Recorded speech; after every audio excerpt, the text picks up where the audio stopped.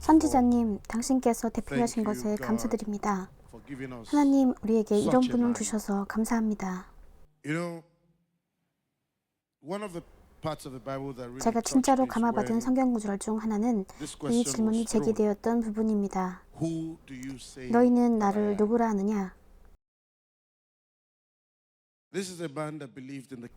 이분은 왕 중의 왕이요, 주 중의 주요, 스스로 있는 위대하신 분이요, 어제도 이제도 있으며 알파와 오메가 되시고 처음과 나중이신 하나님을 믿는 분입니다. 그분은 굳게 서 계셨습니다. 할 가치가 있는 유일한 것은 하나님의 일뿐이라는 것을 믿으며 굳게 서 계셨습니다. 그분은 사람들을 이끄시고 그들에게 빛을 보이시는 삶을 사셨습니다. 신사숙녀 여러분, 그러나 그는 누구일까요?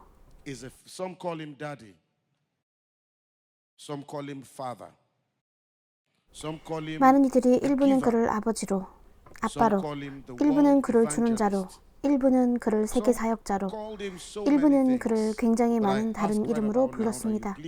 그러나 저는 지금 여러분이 편히 등을 기대시고 선지자이신 우리 아버지로 봐주시기를 요청드립니다.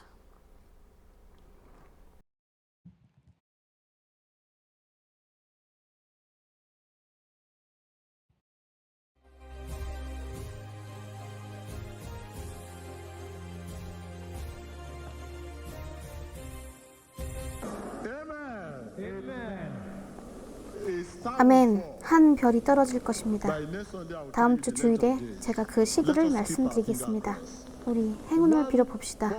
어떤 대중적인 사람이 죽을 것입니다. 우리는 그것에 대해 할 수 있는 것이 없습니다. 저는 그 스타를 압니다. 저는 무슨 일이 생길지도 지금 알고 있습니다. 저는 그 날과 그 시에 그 일이 생길 것이라는 것을 알고 있습니다. 대중적인 인물, 여성분입니다. 그녀는 외국에서 돌아가실 것입니다. 저는 어디인지를 알고 있고 그 사람이 누구인지도 알고 있습니다. 사람들은 그녀를 비난할 것입니다. 그녀를 죽음으로 이끌었던 것 때문에 사람들이 듣고 싶어하지 않을 것입니다. 3주 전 말씀드렸던 것을 저는 여러분에게 상기시켜 드리고 싶습니다.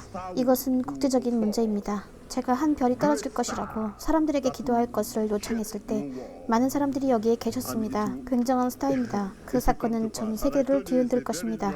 그리고 그것은 이루어질 것입니다. 아주 젊은 여성이라고 말했습니다. 여러분은 동요할 것입니다. 이름이 다니? 다이나? 제가 여기서 여러분과 같이 있을 것입니다. 여러분은 무슨 일이 생겼는지 알게 될 것입니다. 이것은 참사입니다. 어떤 그런 것이 아니고. 이것은 런던의 BBC 텔레비전입니다. 정상 프로그램들이 중지되었습니다.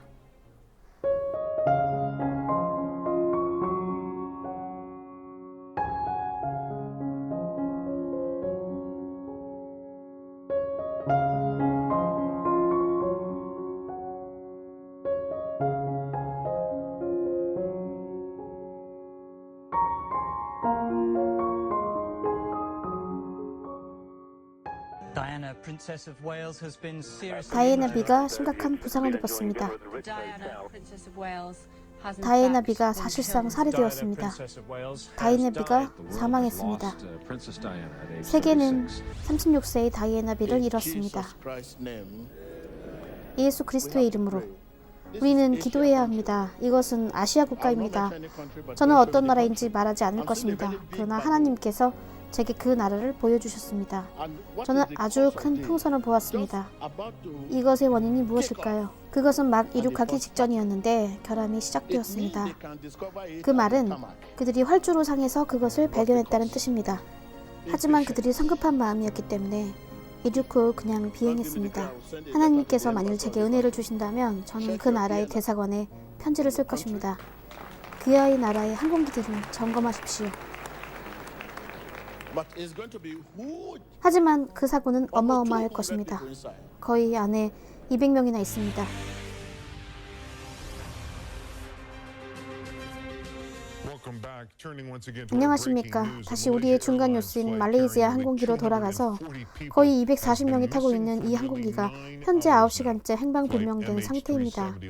MH370편은 오전 2시 40분경 쿠알라룸푸르를 떠나 베이징으로 가고 있던 중 레이더에서 사라졌습니다. 약 2시간 후 말레이시아 항공 대표이사는 기자회견을 마쳤습니다. 그는 항공기가 어디에 있는지 모르고 적어도 14개 국적의 승객들이 탑승해 있었다고 말했습니다. 항공사는 지금 친족들에게 알리는 중입니다. 전 세계에 말레이시아 항공기에 관한 큰 논쟁이 일어나고 있습니다. 그들은 그 비행기가 어디에 있는지 모릅니다. 오래전 저는 그들이 깊은 바닷속을 들여다봐야 한다고 말했습니다. 그들은 심해를 찾아볼 것입니다. 무슨 바다인지 알려고 안간힘을 쓰면서요. 그들은 우리가 얘기하고 있는 것이 어떤 종류의 바다인지 묻지 않았습니다. 네, 그곳에서 논란이 있습니다. 저는 오래전 심해라고 얘기했었습니다. 네, 인도네시아 바다와 인도양 사이의 바다예요.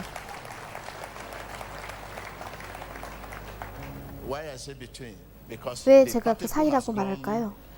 그 잔해들이 사방 곳곳에 떠다니며 흘러가고 있어요.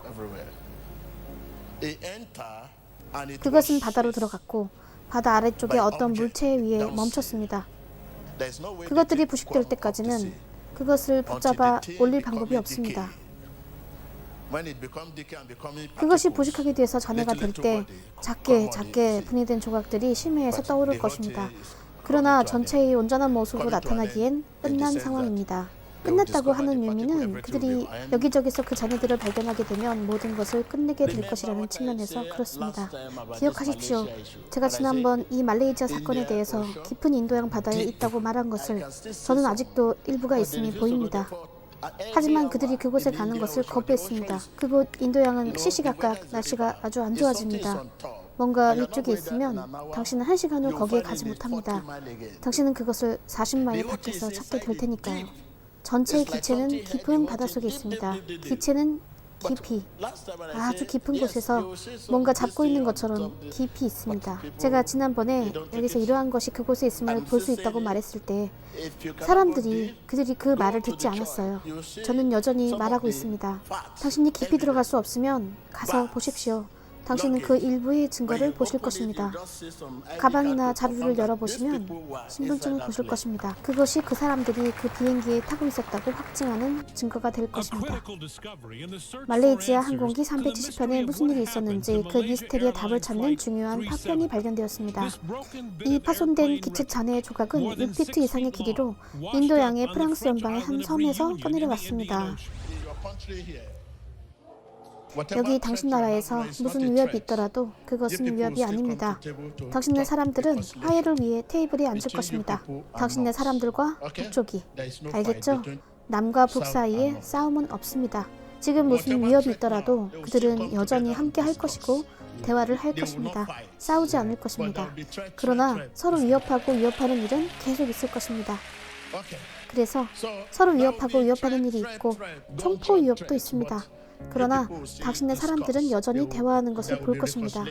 화해가 있을 것입니다. 저는 화해가 오는 것을 보고 있습니다. 대화가 오고 있습니다. 알겠죠? 화합을 보고 있기 때문에 특별히 우리 그 대한민국과 북한에 대해서도 화합을 보고 있다 말씀하시거든요. 그래서 우리가 그 부분을 위해서 이런 식으로 하겠습니다.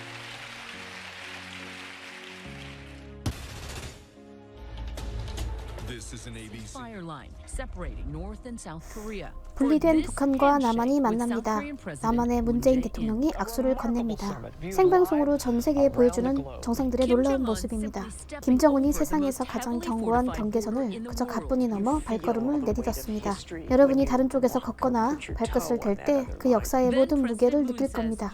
그리고 나서 문 대통령은 남한에 오셨으니 언제 북에 갈 수 있는지 물었고 김정은은 지금 해보시지 그러세요? 라고 말했습니다. 그들이 손을 잡고 있네요. 그가 북쪽으로 다시 갔군요. 저것을 보십시오. 그들은 마치 그 경계선을 거의 지우고 있는 것 같네요. 의기양양하게 팔을 들어 올리고 그리고 나서 어색한 포옹이 있습니다. 여러분 지난주 기억하십니까? 제가 다시 말씀드립니다. 그 나라 미국은 기도해야 합니다. 그들의 자국 보안이 아주 삼엄해야 합니다. 저는 지난주 이것을 말씀드렸습니다. 저는 3주 전에도 말씀드렸고 12월에도 말씀드렸습니다. 저는 내부의 폭발을 보고 있습니다. 자국의 보안이 아주 중요합니다. 저는 지난주에도 이것을 말했습니다. 저는 2주 전에도 말했고, 지난 12월에도 말했고, 지금 저는 이것을 6번째 말했습니다. 자, 그러니 자국 보안을 위해 우리는 기도해야 합니다. 우리는 인식하고 있어야 합니다. 안녕하세요, 여러분. 저는 메리 버넷입니다. 오늘 밤 우리는 보스턴에서 일어난 테러 공격으로 뉴스를 시작합니다. 8살짜리 어린 소년을 포함해서 3명이 사망했습니다. 적어도 144명이 부상을 입은 것이 지금 이 사건 관련 들어온 최신 소식입니다. 그들 중 많은 사람들이 폭탄에 들어있는 쇠구슬 같은 것으로 인한 날카로운 상처를 입었습니다. 사람들은 이 폭발의 결과 위태로운 상처를 입었습니다. 다른 소식으로 가기 전에, 톰, 당신은 내년에 마라톤을 다시 하실 건가요? 아니면 이것이 당신의 마지막 마라톤인가요?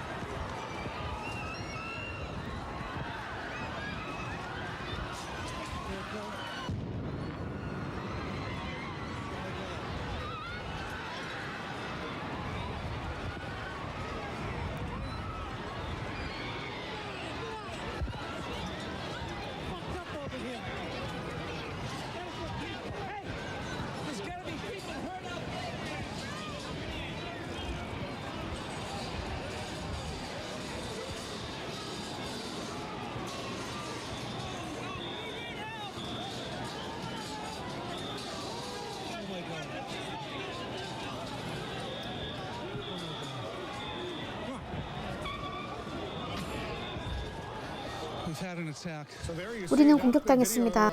여러분이 보시는 이 영상은 보스턴 글로브에서 만들어졌습니다.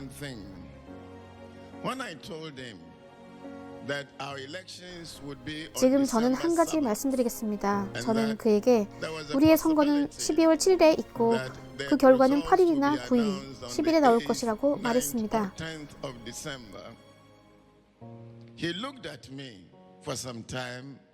그는 한동안 나를 쳐다보았고 미소 지으며 말했습니다. 저는 그런 식으로 될 거라고 보고 있지 않습니다. 저는 앞으로 치러야 할 서로 다른 세 개의 선거들이 당신 앞에 있는 것을 보고 있습니다.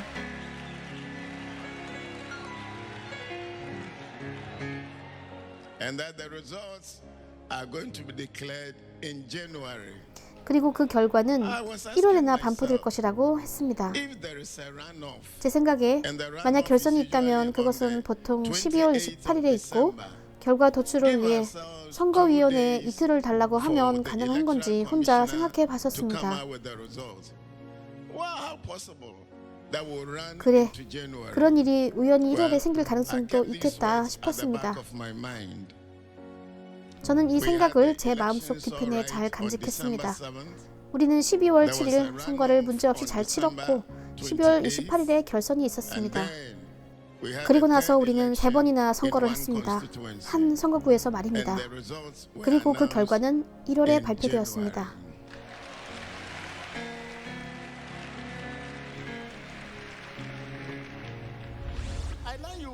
오늘의 경기를 알려드릴게요. 여러분, 제가 얘기하는 걸 듣고 싶으시죠?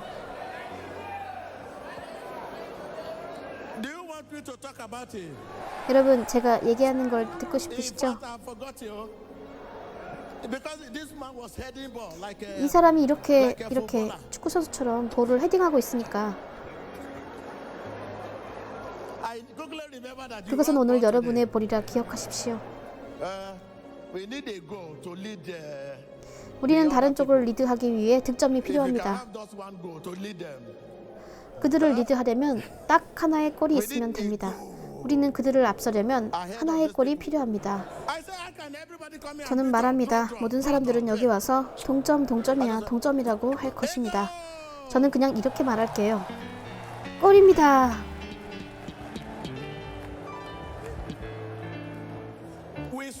우리는 오늘 서로 다른 의미로 웃게 될 것입니다.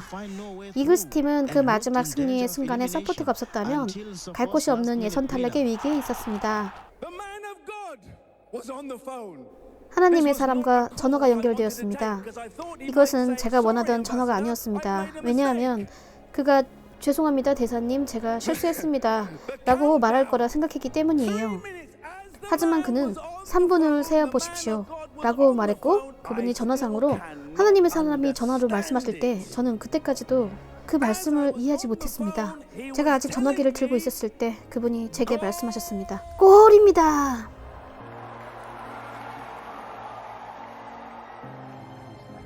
There will be economic crisis. 경제 위기가 있을 것입니다. 여러분은 사이즈에 맞게 옷을 줄이셔야 합니다. 잉여 소득이 있는 여러분들, 지금 중산층으로 살기 위해 무엇이라도 하시지만 당신이 구원받을 수 있는 유일한 길은 당신의 보물이 하나님의 손에 있는 것입니다. 경제 위기가 있을 것입니다. 그것이 오고 있습니다. 그리고 그것이 모든 곳곳에 있습니다. 당신은 어쩔 수 없이 겸손하게 될 것입니다. 옆 사람에게 말하세요. 당신은 어쩔 수 없이 겸손하게 될 것입니다. 저는 여러분에게 장기 예언을 말씀드리고 있습니다. 임박한 것이 아니라 무엇을 하느냐? 여러분은 지금 스스로 준비를 시작하셔야 합니다.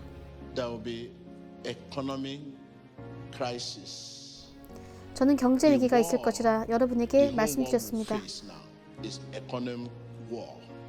전 세계가 마주할 전쟁은 이제 경제 전쟁입니다.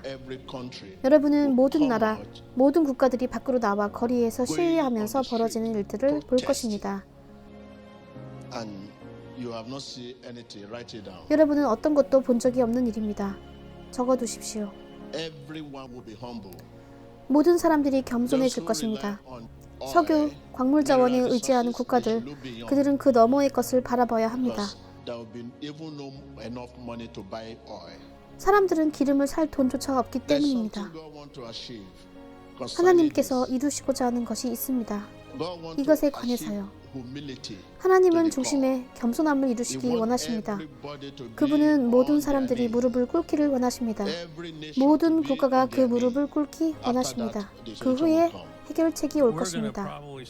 우리는 아마도 7조 달러의 비용을 쓰게 될 것입니다. 그렇죠?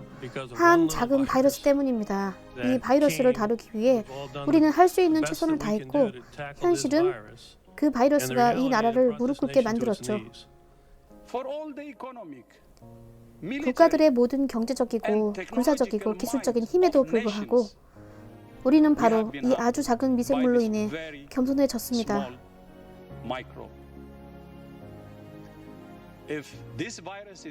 이 바이러스가 우리에게 어떤 것을 가르치고 있다면 그것은 바로 겸손입니다. 겸손할 시간입니다. 저는 전염병 대유행 상황이 세상의 인류에게 이렇게 말하는 거라고 생각합니다. 너희들이 맡고 있는 것이 아니야. 팬데믹은 확실성과 통제에 대한 우리의 허상을 꿰뚫었습니다. 그 도전에 응하기 위해 여러분이 집중하실 것이 3가지가 있습니다.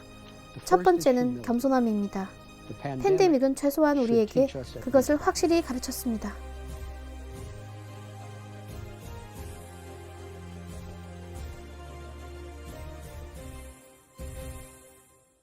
Wow. Can you give God another round of applause?